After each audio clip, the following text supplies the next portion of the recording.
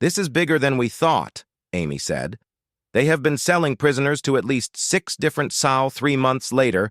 The New Horizon drifted silently through the Chronos system, approaching the final target of their campaign." Jake Morrison stood on the bridge, studying the massive space station that hung in orbit around a dead planet. The Crimson Fortress was the heart of the slave trade network they had been hunting. Built inside a converted asteroid, it housed the criminal empire that had been preying on innocent ships for decades. Today, that empire would fall. "Final approach, Captain," Lisa Parker announced. "All systems are green and ready." Jake nodded. The past 3 months had been a whirlwind of combat and discovery. The New Horizon had destroyed 17 pirate bases, captured over 1,000 criminals, and freed more than 3,000 prisoners from dozens of species. Each victory had provided intelligence that led to the next target. Amy Roberts had become expert at breaking alien encryption systems, while Tony Martinez had upgraded their ship with technology captured from defeated enemies. The New Horizon was now more powerful than any single vessel had a right to be. Steve Collins entered the bridge wearing his full combat armor. Behind him walked Commander Kalathek and Captain Vextar, the 2 alien prisoners who had become unlikely allies in the fight against the slave trade. "The fortress commander will not expect us to approach directly," Kalathek said.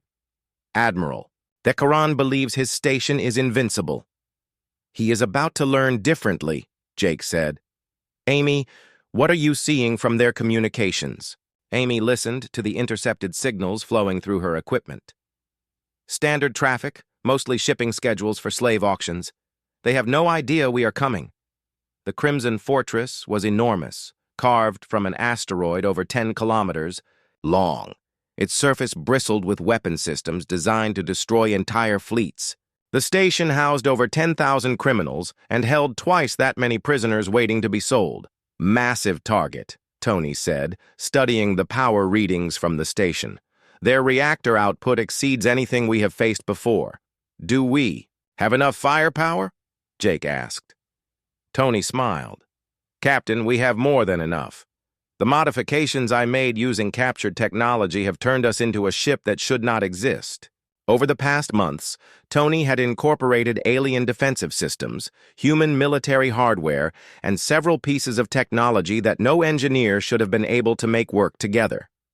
The New Horizon was now a hybrid vessel that combined the best innovations from multiple species. "Time to target?" Jake asked. 30 minutes, Lisa said. "Should I activate stealth systems?" "Not yet," Jake said. "Let them see us coming. Fear will make them make mistakes." The New Horizon moved openly toward the massive station, making no attempt to hide its approach. On the fortress, alarm bells began to ring as sensors detected the approaching human ship. "They are powering up weapons," Amy reported. "Admiral Thekaran is demanding identification." "Put me through," Jake said. Amy opened the communication channel and Jake's voice echoed through the criminal station. "This is Captain Jake Morrison of the Earth Defense Force vessel New Horizon. You are harboring thousands of prisoners taken illegally from human and alien ships. Surrender immediately and release all captives." Harsh laughter filled the comm channel. "Captain Morrison," Admiral Thekaran said, "we have heard stories about you. The ghost ship that destroys pirate bases. You are either very brave or very stupid to attack my fortress." "I am neither," Jake said. "I am very thorough. You have one ship," Thekaran said. "I have a fortress with more firepower than most planetary defense systems. You cannot win." "Watch me," Jake said simply. The fortress opened fire first, unleashing a barrage of energy weapons and missiles that lit up space around the New Horizon. The human ship flew directly into the attack, its shields deflecting everything the station could throw at it. "Their weapons are not penetrating our defenses," Lisa reported. "Tony's modifications are working perfectly." The New Horizon returned fire with weapons that combined human military technology with alien innovations. The hybrid guns punched through the fortress's shields as if they were not there. striking the station's weapon systems with devastating accuracy. Impossible, Thekran's voice came through the comm. No single ship could be this powerful. You have been fighting the wrong humans, Jake replied. We are not merchants or civilians. We are soldiers. The space battle raged for 20 minutes, but the outcome was never in doubt. The New Horizon systematically destroyed the fortress's ability to fight while avoiding damage to the sections holding prisoners. Station weapons are offline, Amy announced. They are trying to evacuate in small ships. Stop them, Jake ordered. No one escapes until we have recovered all the prisoners. Steve's team prepared for the largest boarding operation they had ever attempted. The fortress held over 20,000 people, and they needed to sort the criminals from the captives, quickly and efficiently. Boarding teams away, Steve reported as human soldiers launched toward the crippled station. What followed was the largest prison break in galactic history. Human soldiers moved through the asteroid fortress with mechanical precision, freeing prisoners who had been held for years while capturing the criminals who had profited from their suffering. In the station's command center, Admiral Thekran watched his empire crumble around him. The Zephyrian admiral had built his criminal organization over 30 years, but it was falling apart in a single day. How is this possible? He demanded, as his staff reported one disaster after another. They are just humans. They are not just humans, Kalathek said as he entered the command center with Steve Collins behind him. They are human soldiers, and you made the mistake of targeting their people. Thekran looked at his former subordinate with disgust. Traitor, you help our enemies. I help end slavery, Kalathek replied. That makes us the enemies of scum like you. Steve stepped forward, his armor making him tower over the alien admiral. Admiral Thekran, you are under arrest for crimes against multiple species. Surrender peacefully, or resist and face the consequences. Thekran reached for a weapon, but Steve's reflexes were faster. The human soldier's kinetic pistol fired once, sending the alien admiral crashing to the floor with a stunned but non-lethal wound. Resistance ended, Steve reported to Jake. The fortress is secured. Throughout the massive station, the liberation continued. Prisoners who had given up hope of rescue walked free for the first time in years. Among them were hundreds of humans, but also thousands of aliens from species across the galaxy. Jake walked through the prisoner sections, seeing firsthand the scope of the criminal operation they had destroyed. Children, adults, and elderly beings from dozens of worlds had been held here, waiting to be sold to the highest bidder. Final count, Amy reported over the comm. 22,000 prisoners freed, 4,000 criminals captured, and enough. Evidence to shut down slave operations across 3 sectors. Tony appeared beside Jake, carrying a data pad filled with technical information. Captain, you need to see this. The fortress contains technology I have never seen before. What kind of technology? Jake asked. Weapons, ships, and equipment. From species we have never encountered, Tony said. Some of this stuff is incredibly advanced. We could learn things that would change everything. Jake nodded. The criminal empire had been gathering technology and weapons for decades, building a collection that represented the best innovations from across the galaxy. Secure everything, Jake ordered. The Earth Defense Force will want to study all of it. Vextar approached Jake with a group of freed prisoners. Captain Morrison, these people want to thank you personally. Jake looked at the mix of humans and aliens who had been rescued from slavery. Their faces showed gratitude that made all the fighting worthwhile. You do not need to thank me, Jake said. This is what humans do. We protect the innocent and punish the guilty. An elderly human woman stepped forward. She had been a prisoner for over 2 years, taken from a colony ship by pirates. Captain, how did you find us? We thought we were forgotten. No human is ever forgotten, Jake said firmly. We will always come for our people no matter how long it takes. The liberation of the Crimson Fortress marked the end of the largest slave trading operation in known space. Word spread quickly through criminal networks that the humans had destroyed an entire empire in just 3 months.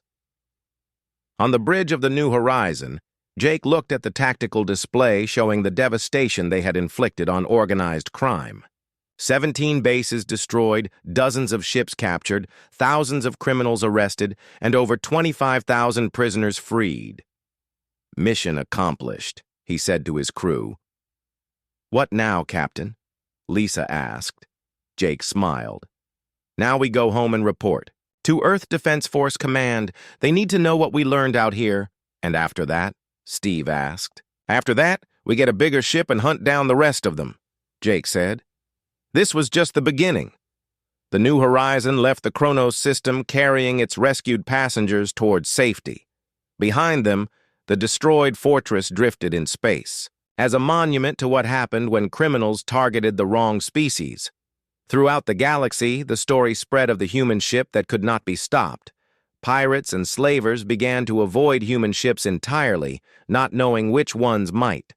Captain Jake Morrison stared at the empty black space ahead of his ship. The stars looked the same as they had for the past 3 weeks. Cold, distant, and boring. He rubbed his tired eyes and checked the scanner again. Nothing. Just empty space. For millions of miles in every direction. "Still nothing out there, Captain," said Lisa Carter from her station. She was the ship's engineer, a woman with short red hair and oil stains on her blue uniform. "We've been scanning this sector for days. Maybe Command made a mistake about the energy readings." Jake turned in his chair to look at her. "Command doesn't make mistakes like that, Lisa. If they say there's something out here, then there's something out here." Danny Brooks, the navigator, laughed from his seat. He was a young man with black hair and a smile that never seemed to leave his face. "Maybe it's space pirates. That would make this trip more interesting." "Don't joke about pirates," said Amy Sullivan. She was working at the communications station, her blonde hair tied back in a tight bun. "My cousin got attacked by pirates last year. They took everything and left his crew floating in space for 6 hours. Jake stood up and walked to the main view screen. Their ship, the Wanderer, was small compared to the big military vessels. It only had a crew of 12 people. Most of them were sleeping right now. Jake's team worked the night shift, scanning. Empty space for anything unusual. The year was 2387, and humans had only been traveling between stars for about 50 years. Earth was still their main home, but they had built colonies on 6 other worlds. Jake had been born on one of those colonies, a place called New Texas, where the sky was always orange and the air smelled like metal. "Captain," Amy called out suddenly, "I'm getting something weird on the long-range sensors." Jake walked over to her station. "What kind of weird?" "It's like an energy pulse, but it's really faint. Almost like something is trying to wake up." Amy pointed at her screen. "Look at these readings. They're not like anything I've seen before." Lisa left her station and came over to look. "That's strange. The energy pattern is changing, getting stronger."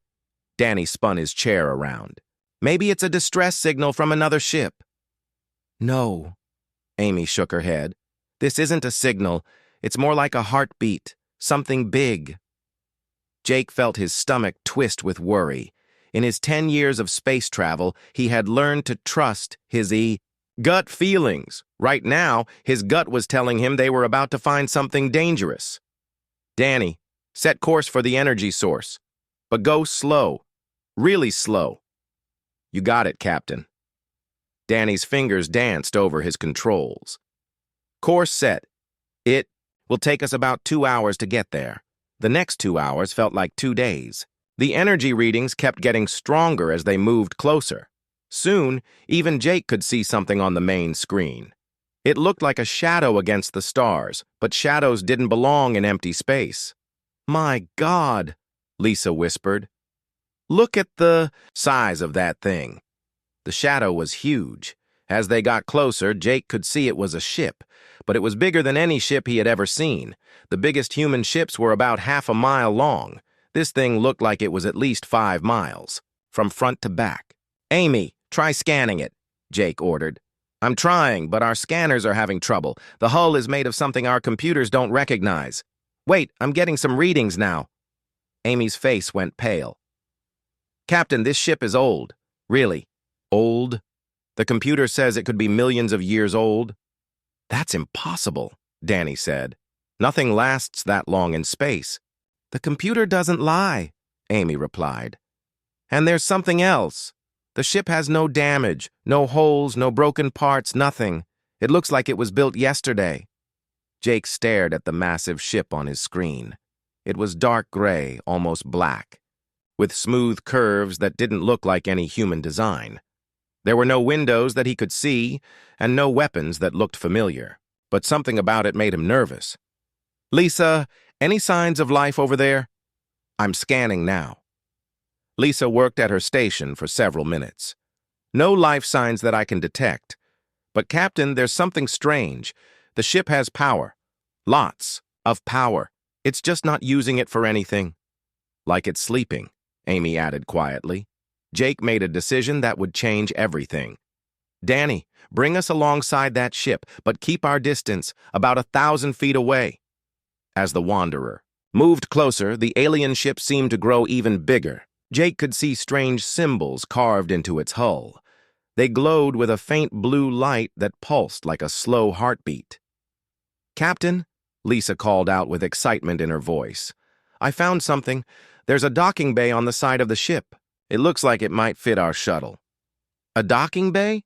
Jake frowned. You mean they want visitors? Looks like it. The bay is the right size for a small ship like ours. Almost like they planned for it. Danny laughed nervously. Or like they planned to capture small ships like ours. Jake thought about it. They could go back to Earth and report what they found. Command would send a big fleet to investigate. But that could take months. By then, the ship might be gone. This was the discovery of a lifetime.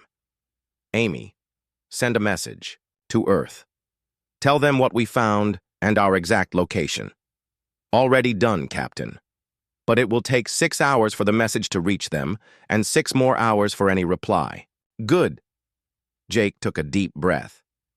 Lisa, prep the shuttle. We're going aboard. Sir, are you sure that's a good idea? Amy asked. We don't know anything about that ship or who built it. That's exactly why we need to investigate. This could be first contact with an alien race. We can't just ignore it. Lisa was already moving toward the shuttle bay. I'll get the portable scanners and some basic tools. If we're going aboard an alien ship, we'll need to be ready for anything. Danny stood up from his station. I'm coming too. No. Jake shook his head. Someone needs to stay with the Wanderer. If something happens to us, you and Amy need to get back to Earth and report what you found. But Captain, that's an order, Danny. 30 minutes later, Jake and Lisa were floating in their shuttle toward the alien ship's docking bay. Jake was wearing his best uniform and carrying a sidearm, though he doubted it would help against aliens who could build ships this big. The docking bay is opening, Lisa said, pointing ahead. Look at that. It's like the ship knows we're coming. Jake watched as a section of the alien ship's hull simply folded away, revealing a brightly lit chamber inside. The chamber was big enough for their shuttle and several others. Should we go in? Lisa asked. Jake looked at the opening, then at the massive ship around it. Whatever was inside had been waiting for millions of years. Maybe it was waiting for them. Take us in, Lisa. Nice and slow. As their shuttle entered the alien ship, Jake felt the weight of history settling on his shoulders. He was about to become the first human to step aboard an alien vessel. He just hoped he would live long enough to tell anyone about it. The docking bay closed behind them with a soft hiss. They were inside now, cut off from their own ship and surrounded by technology they couldn't understand. Jake checked his radio, but all he heard was static. Well, he said to Lisa as they prepared to leave their shuttle. I guess there's no turning back now. Lisa smiled, but Jake could see the fear in her eyes. At least we'll make history, Captain. One way or another. Jake nodded and reached for the shuttle door. Outside, the alien ship waited for them in silence. But Jake had the strange feeling that the silence wouldn't last much longer. Jake Morrison stepped out of the shuttle and onto the floor of the alien ship. His boots made a soft clicking sound that echoed through the huge docking bay. The air felt warm and dry, and he could breathe without his helmet. Somehow, the alien ship had perfect air for humans. "This is impossible," Lisa Carter whispered as she joined him. She held her scanner in front of her, watching the readings with wide eyes. "The air is exactly right for us. The gravity is exactly like Earth. It's like this ship was built for humans." Jake looked around the docking bay. The walls were smooth and gray, made from the same material as the outside of the ship. Strange blue symbols glowed along the walls, pulsing slowly like a heartbeat. The light was soft and warm, not harsh like the lights on human ships. "Maybe they breathed the same air we do," Jake said, but he didn't believe it. This felt planned, like the ship was expecting them. Lisa walked to one of the walls and held her scanner close to it. "Captain, these symbols aren't just decoration. They're some kind of computer interface. The scanner says they're processing information." "What kind of information?" "I don't know. It's way beyond anything we've seen before." Lisa touched one of the symbols gently. It flashed brighter for a moment, then returned to its slow pulse. "The ship is definitely active. Whatever runs this place is still working." Jake activated his radio and tried to contact the Wanderer. All he got was static. "We're cut off from our ship. The hull must be blocking our signals." They moved deeper into the ship, following a wide corridor that curved gently to the right. The ceiling was high above their heads, at least 20 feet up. Everything was built on a massive scale, like the aliens who made it were much bigger than humans. "Look at this," Lisa called out. She was standing next to what looked like a doorway, but it was huge, at least 12 feet tall and 8 feet wide. Whatever lived here was big. Jake joined her at the doorway. Beyond it was a room filled with strange machines. They looked like computer terminals, but they were 10 times bigger than anything humans had built. Screens floated in the air without any support, showing symbols and patterns that hurt Jake's eyes to look at. "This must be some kind of control room," Jake said. As soon as he spoke, something changed. The floating screens flickered and went dark. Then slowly they began showing new images, pictures of space, of planets, of ships moving between the stars. "Did I do that?" Jake asked. "I think the ship heard you," Lisa replied, her voice barely above a whisper. "It's responding to us." One of the screens moved closer to them, floating through the air until it stopped right in front of Jake. On it, he could see an image of their own ship, the Wanderer, sitting outside in space. Below the image were symbols that slowly changed into something he could read. "Welcome, humans," the words said. Jake's heart started beating faster. "You can understand us?" The screen flickered, and new words appeared. "I have been waiting for you for a very long time. My name is Sentinel. I am the guardian of this vessel." "Guardian?"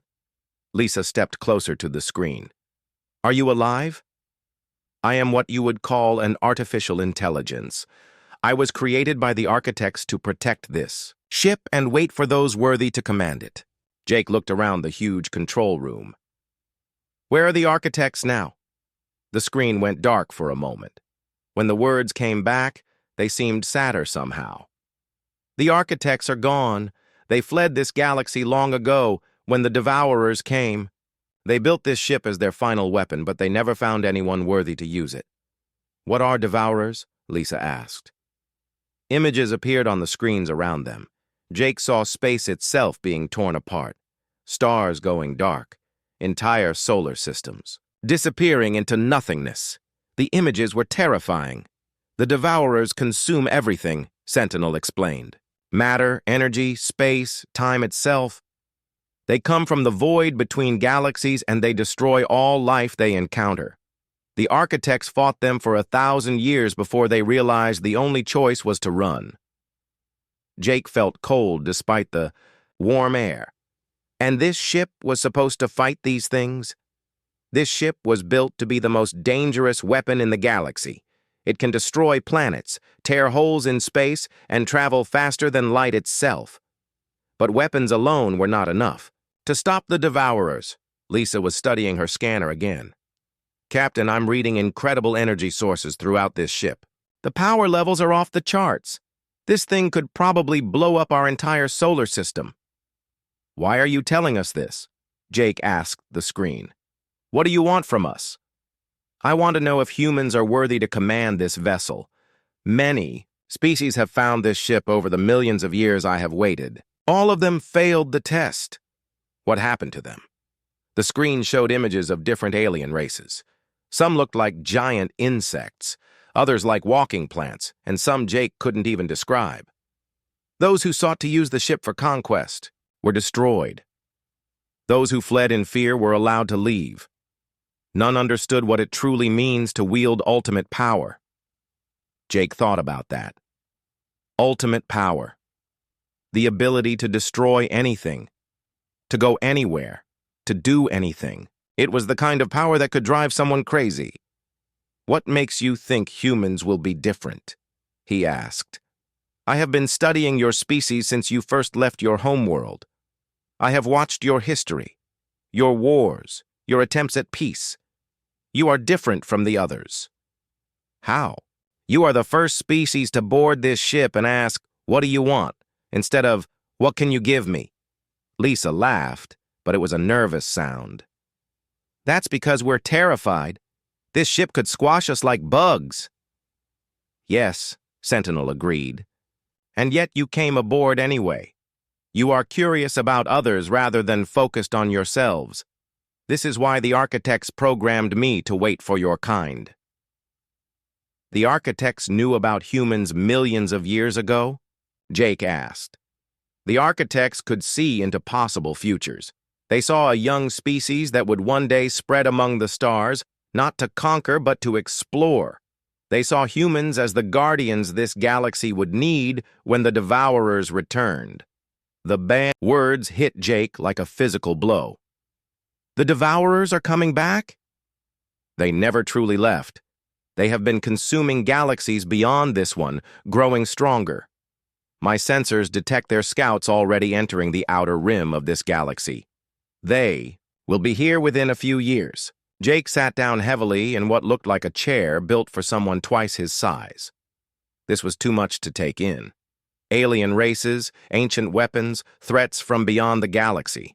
A few hours ago, his biggest worry was running out of coffee. So what? Happens now? He asked. Now, you must decide. Will you accept command of this vessel and the responsibility that comes with it? Will you become the guardians the architects hoped you would be? Lisa was looking at her scanner with a worried expression. Captain, I'm detecting movement throughout the ship. Lots of systems are coming online.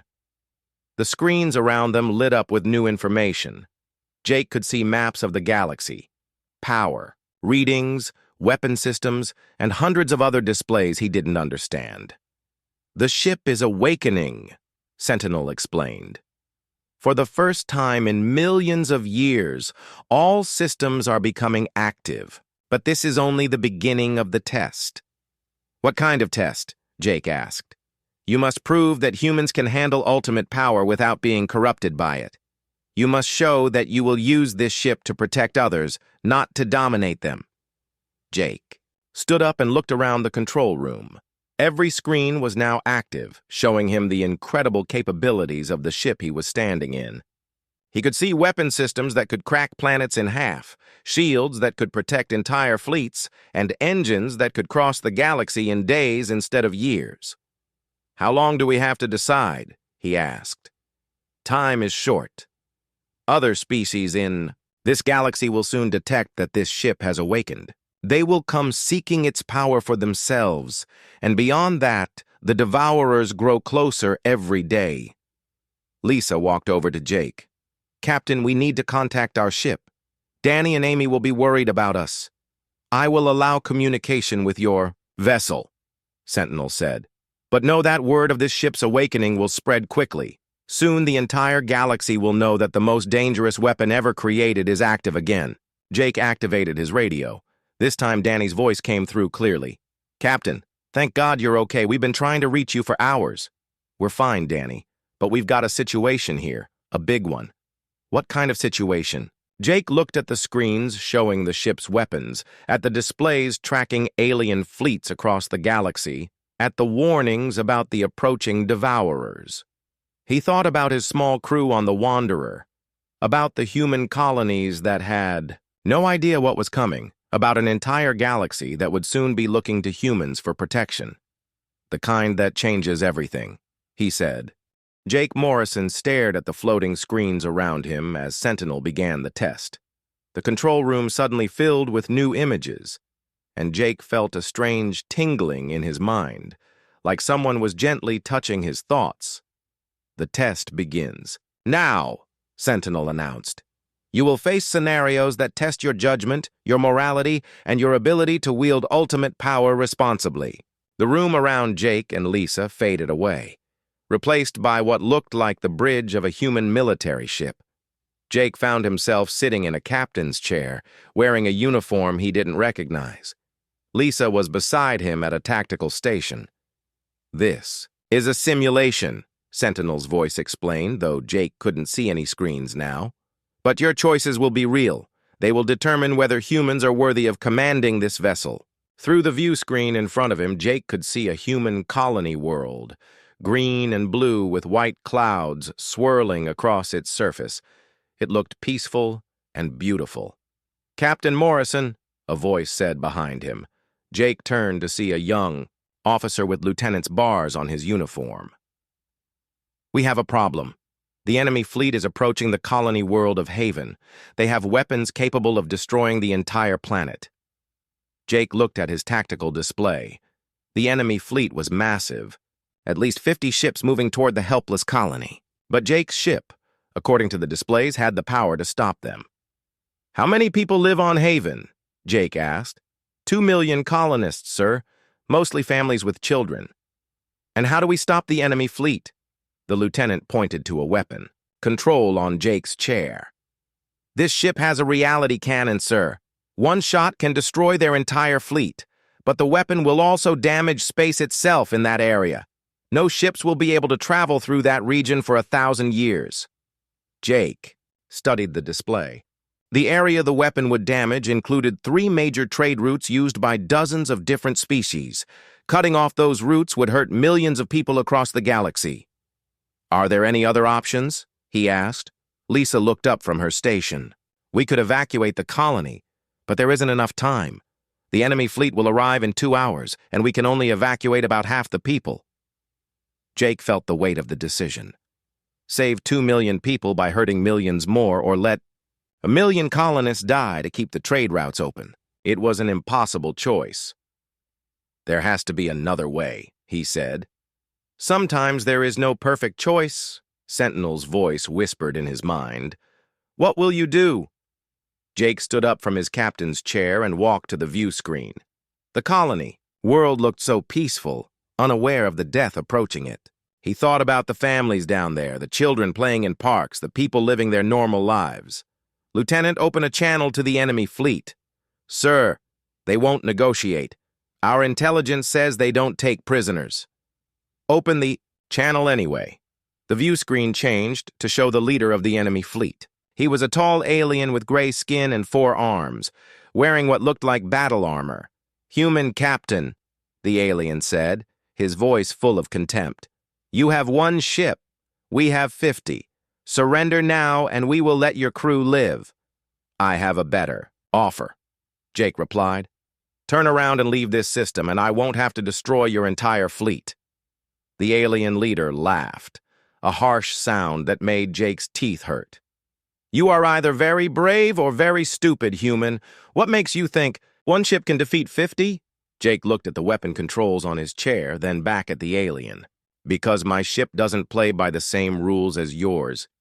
He cut the communication channel and turned to Lisa. "How long before the enemy fleet reaches firing range of the colony?" 1 hour and 30 minutes. "And how long would it take us to reach them?" "At maximum speed, we could intercept them in 1 hour." Jake nodded. Then that's what we do. We go to them instead of waiting for them to come to us. But Captain, the lieutenant protested, we'll be outnumbered 50-1. Numbers don't always win battles, Jake said. Sometimes courage and the right plan are enough. He turned to Lisa. Can you target their command ship without using the reality cannon?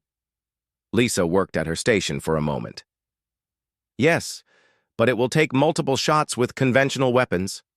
The enemy fleet will have time to scatter and attack the colony from different directions. Jake thought about it. If the enemy fleet scattered, he couldn't protect the entire colony. But if he used the reality cannon, he would doom the trade routes and hurt innocent people for generations. There's a third option, he said suddenly. We don't attack their ships. We attack their will to fight. I don't understand, sir. Jake smiled. Hail the enemy fleet again. The alien leader appeared on the screen, looking annoyed. Have you decided to surrender, human? Actually, I want to make you a deal. Your fleet against my ship. Winner takes all. But we fight away from the colony, where no innocents can be hurt. The alien's 4 eyes narrowed. You would risk everything on single combat? That's exactly what I'm doing. If you win, you can have the colony. If I win, you leave this system and never come back. And if you lose, then you get what you wanted, anyway. But at least the colony will have a chance. The alien leader was quiet for a long moment. Jake could see him thinking, weighing the options. Finally, he nodded. Very well, human. We will meet you at the edge of the system. Prepare to die. The simulation changed around Jake. Now he was in space, facing the enemy fleet alone.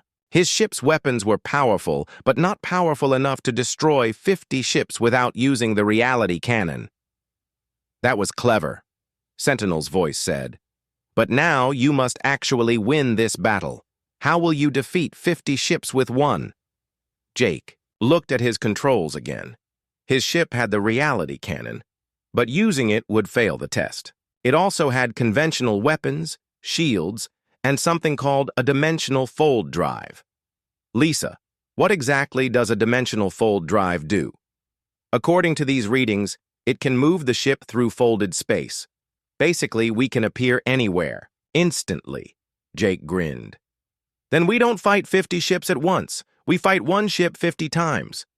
For the next hour in the simulation, Jake used the fold drive to appear next to enemy ships one at a time. He would attack quickly, then fold away, before the other ships could help. It was dangerous and exhausting, but it worked. One by one, the enemy ships were destroyed or disabled. When the last enemy ship surrendered, the simulation faded away. Jake found himself back in the control room of the alien ship, breathing hard as if the battle had been real. Interesting. Approach, Sentinel said. You chose to risk everything rather than use a weapon that would harm innocents. Most species would have used the reality cannon without hesitation. Most species would be wrong, Jake replied. The second test began. Immediately. This time, Jake found himself standing in what looked like a government building on Earth. He was wearing a suit instead of a uniform, and Lisa was beside him dressed as some kind of advisor. President Morrison, a man in a military uniform, said, approaching them quickly. We have a crisis. The Alien Alliance is demanding that we surrender the ancient ship. They say if we don't give it to them, they'll attack Earth. Jake looked around the room. Through the windows, he could see the familiar skyline of Washington, D.C. But in the sky above the city, he could also see massive alien ships hovering menacingly. How many ships do they have? Jake asked. 200 of the most advanced warships in the galaxy, the military officer replied. Our entire fleet couldn't stop them, but with the ancient ship, we could destroy them all easily. Jake walked to the window and looked up at the alien fleet. Each ship was the size of a city, bristling with weapons. If they attacked Earth, billions of people would die. What do the aliens want the ship for? He asked. Lisa checked a tablet in her hand. Their message says they want to use it to establish order in the galaxy. They claim that humans are too young and inexperienced to handle such power. And what does Earth's government want me to do? The military officer stepped forward. Sir, we need you to use the ancient ship to destroy the alien fleet. It's the only way to protect Earth. Jake thought about it. The aliens were threatening his homeworld, the planet where he was born, where his family lived. Using the ancient ship to protect Earth seemed like the right choice, but something bothered him about the scenario. Get me a communication channel. With the alien fleet, he ordered. Sir, they've already made their demands clear, the officer protested. I want to hear it from them directly. The communication screen showed an alien that looked like a cross between a lizard and a bird. She had green scales and intelligent yellow eyes. Human leader, the alien said. I am Commander Sethis of the Galactic Council. You possess a weapon that threatens the stability of our entire galaxy. It must be placed under proper authority. And, by proper authority, you mean your authority? Jake asked. The Galactic Council has maintained peace for 10,000 years. Humans have been spacefaring for less than a century. You lack the wisdom to control such power. Jake leaned back in his chair. You might be right about that. We are young and inexperienced. But threatening to destroy Earth doesn't seem very peaceful to me. We do not wish to harm your people, but we cannot allow such a dangerous weapon to remain in untested hands. What if we agreed to joint custody? Jake suggested. Humans and the Council working together to make decisions about the ship? Commander Sethis looked surprised. You would share control of the ultimate weapon? Ultimate power is too much, for Jake Morrison felt the ancient ship's power flowing through his mind like electricity through copper wire. Every system, every weapon, every sensor was now connected to his thoughts. He could feel the massive engines humming with energy, the reality-warping cannons waiting for his command, and shields strong enough to protect entire planets. Captain, Lisa Carter said beside him, her voice filled with worry. Your eyes are glowing blue, just like the symbols on the walls. Jake touched his face and looked at his reflection in one of the dark screens. She was right.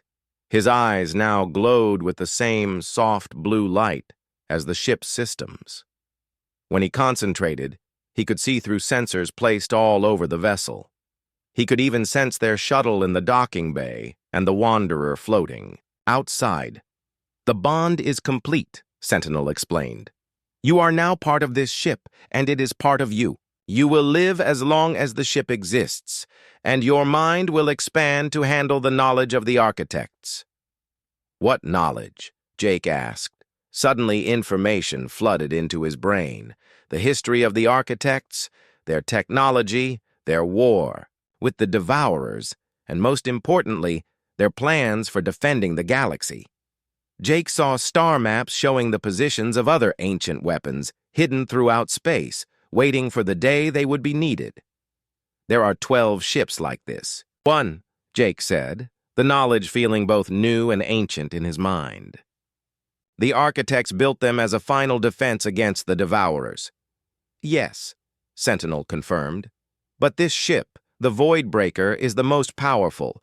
It was designed to coordinate with the others when the time comes. Lisa was studying her scanner, with growing alarm. Captain, I'm detecting massive energy signatures approaching our position. Multiple fleets, all heading this way. Jake didn't need to look at the screens to see what was coming. Through the ship's sensors, he could feel them approaching. The Hegemony, a military alliance of 12 warrior species. The Trade Federation, representing the merchant worlds. The Collective, a group of peaceful species that preferred isolation. All of them had detected the Void Breaker's awakening. How long before they arrive? Jake asked. The fastest ships will be here in 6 hours, Lisa replied. The largest fleets will arrive within 2 days. Jake activated his connection to the Wanderer. He could now communicate directly through the ship's systems without using a radio. Danny, Amy, can you hear me? Danny Brooks' voice came back immediately, but he sounded scared. Captain, where are you? We've been detecting huge energy spikes from that alien ship, and there are fleets approaching from 3 different directions. I'm still aboard the alien ship, Danny. But things have changed. I need you to send a message to Earth Command. Tell them that first contact has been made and that humanity has been chosen as guardians of an ancient weapon. Guardians of what? Amy Sullivan's voice joined the conversation. I'll explain later. Right now, I need you to prepare the Wanderer for company. We're about to have visitors from across the galaxy. Jake turned to Lisa.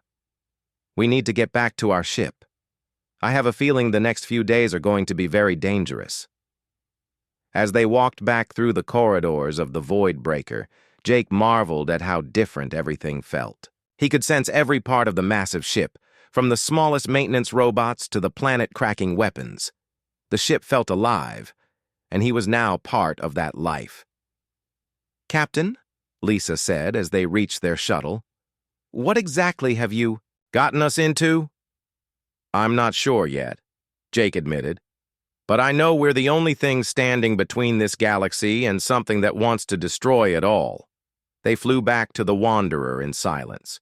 Jake could feel the ancient ship watching, them leave, waiting patiently for his return. The bond between them stretched across space but never broke. When they docked with the Wanderer, Danny and Amy were waiting for them with worried expressions. Captain, Amy said immediately, we've been monitoring communications from the approaching fleets. They're all talking about something called the Void Breaker. They seem to think it's some kind of ultimate weapon. They're right, Jake said. And apparently, I'm now in command of it. Danny laughed, but the sound was nervous. Come on, Captain. You're in command of one of the most powerful weapons in the galaxy? That's crazy. Jake looked at his navigator, and for a moment let his eyes glow with their new blue light. Does this look crazy to you? Danny's face went pale. What did they do to you over there? They gave me the power to protect this galaxy, Jake replied. Whether I wanted it or not. Amy was working at her communications station. Captain, I'm receiving messages from the approaching fleets. They're all demanding that you surrender the ancient ship to them. What are they offering in return? Jake asked.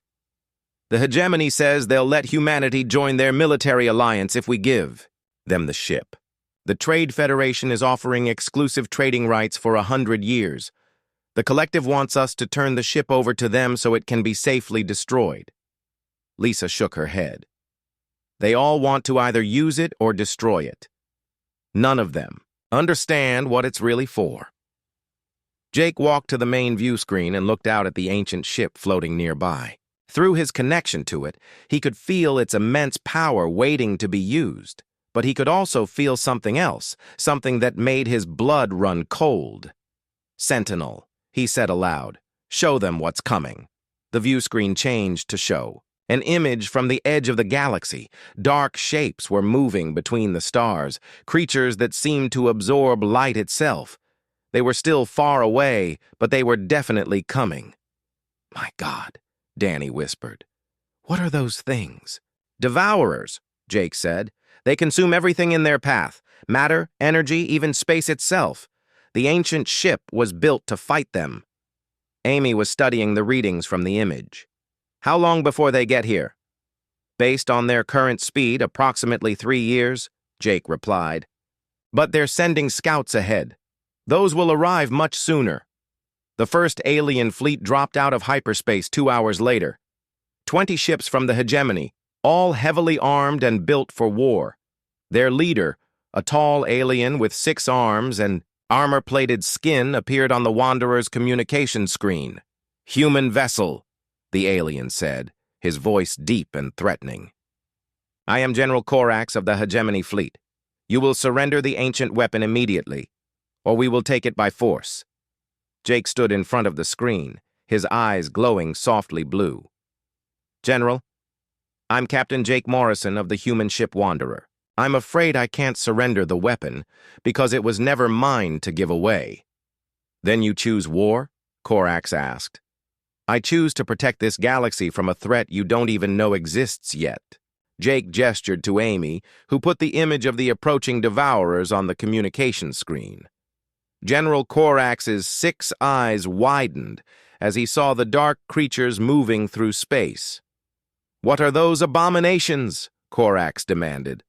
"The reason the ancient weapon exists," Jake replied. "Your choice isn't whether to fight humans for control of that ship.